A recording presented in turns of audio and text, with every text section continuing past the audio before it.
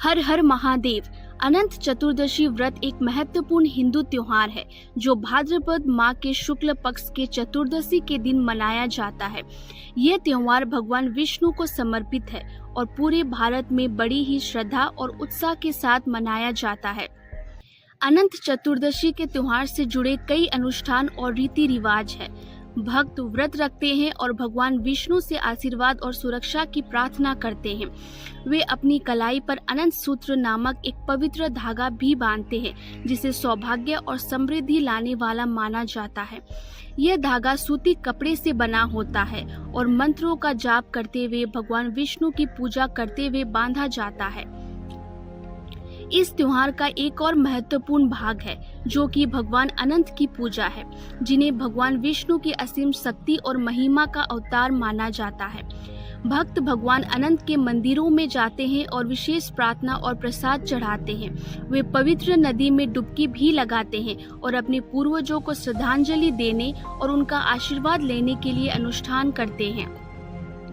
अनंत चतुर्दशी का संबंध नाग देवता से भी है, जिनके बारे में माना जाता है कि उन्होंने भगवान विष्णु को राक्षस राजा बलि की कैद से छुड़ाया था। यह त्योहार भगवान विष्णु की बुराई पर जीत और बुराई पर अच्छाई की जीत के प्रतीक के रूप में मनाया जाता है। आइए जानते हैं अनंत चतुर्दशी व्रत की कथा। चलिए शुरू करते हैं। एक समय की बात है, किसी गांव में एक साहूकारनी रहते थे। उनका एक बेटा और बहू थे। एक दिन साहूकार का बेटा धन कमाने के लिए विदेश जाता है और जाते वक्त अपनी माँ से कहता है, माँ, मैं जब तक नहीं आऊँ तब तक परिंदे का पानी खत्म नहीं होना चाहिए और चूल्हे की आग भी बुझने मत देना। ये सब बातें अपनी माँ से कहकर साहूकार का बेटा विदेश धन कमाने के लिए निकल जाता है। अब उनकी बहू इस बात का हमेशा ध्यान रखती थी कि परिंदे का पानी कभी खत्म न हो और चूल्हे की आग कभी न बुझे। इस तरह कई साल बीत गए, लेकिन कई सालों बाद एक दिन उनके घर के चूल्हे की आग बुझ जाती है और परिंदे का पानी भी खत्म हो जाता है। ये सब देखकर बहू बहुत घबरा जाती है और जल्दी से कुएं की ओर जाकर मटके में पानी भर कर लेकर आती है और परिंदे में भर देती है। इसके बाद वह पड़ोस में जाकर अपनी पड़ोसन से आग लेने जाती है, लेकिन उस दिन पड़ोसन कहती है कि आज उनके घर में कुछ भी उधार नहीं दिया जाता। ये सुनकर बहू पड़ोसन से पूछती है कि आखिर आज के दिन वो कुछ उधार क्यों नहीं देते।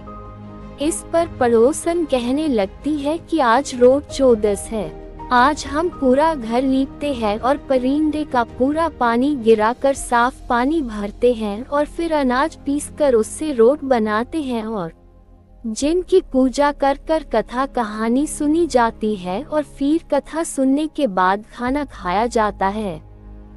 ये सब सुनकर बहू और भी डर जाती है और वह सोचती है कि उसके घर की तो आग बुझ गई है, तो उसे भी यह व्रत अवश्य करना चाहिए। और फिर वह अपने घर आ जाती है और अपने घर आकर वह पूरे घर को साफ करती है और परिंदे को साफ करती है। ये सब देखकर उसकी सास बहुत गुस्सा हो जाती है और अपनी बहू से कहती है कि जब मेरे बेटे ने मना किया था तो फिर तुमने चूल्हे की आग क्यों बुझा दी और परिंदे का पानी क्यों साफ किया। इस पर बहू अपनी सास को कोई जवाब नहीं देती और अपने काम में लगी रहती है। वह नहाकर तैयार हो जाती है और फिर अनाज पीसने लग जाती है और नई आग जलाकर उस पर रोट बनाती है। उस रोट में वह दूध, सुंठ, दही, धना, गेहूं 7 चीजें मिलाकर वह रोट बनाती है और फिर पूजा करके हैं और उस रोटी को अपने सास ससुर को खिलाती है। अपने सास ससुर को खिलाने के बाद वह खुद भी खाना खा लेती है। उसी दिन उसका पति विदेश से धन कमाकर वापस लौटता है, परंतु जैसे ही वह गांव के पास पहुंचता है, रास्ते में उसे एक सांप मिलता है और सांप उसे कहता है कि मैं तेरा काल हूँ और तेरी मौत मेरे डसने से ही होगी। इस पर वह कहता है, मैं कई सालों बाद अपने घर जा रहा हूँ। मेरे बूढ़े माँ बाप और पत्नी मेरा इंतजार कर रहे हैं। मुझे पहले उनसे मिल लेने दे और फिर रात को मेरे घर आना। मैं अपनी पत्नी की जूती पलंग से लटका कर रखूंगा। तुम उस पर जड़ जाना और मुझे डस लेना।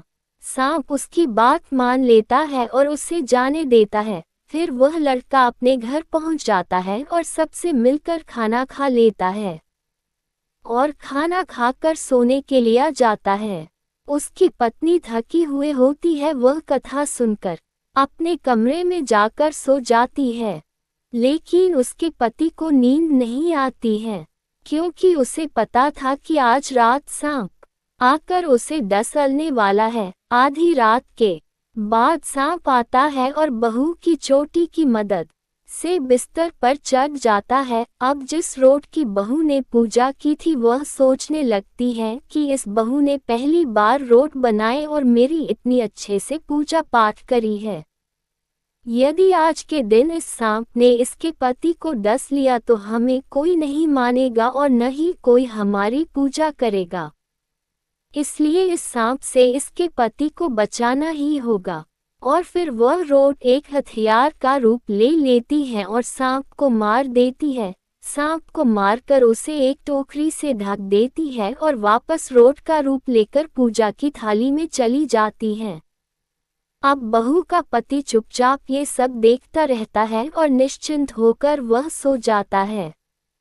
बहू सुबह उठकर अपने काम में लग जाती है। जब बेटा उठता है तो माँ बाप उससे पूछते हैं, बेटा आज तो तू खूब सोया। फिर बेटा अपनी माँ से पूछता है कि माँ कल तुमने क्या बनाया था और क्या पूजा था उसकी। माँ उदास होकर कहती है, बेटा तो जो कहकर गया था बहू ने वैसा कुछ भी नहीं करा। परिंदे का सारा पानी गिरा दिया और चूल्हे की आग भी बुझा दी।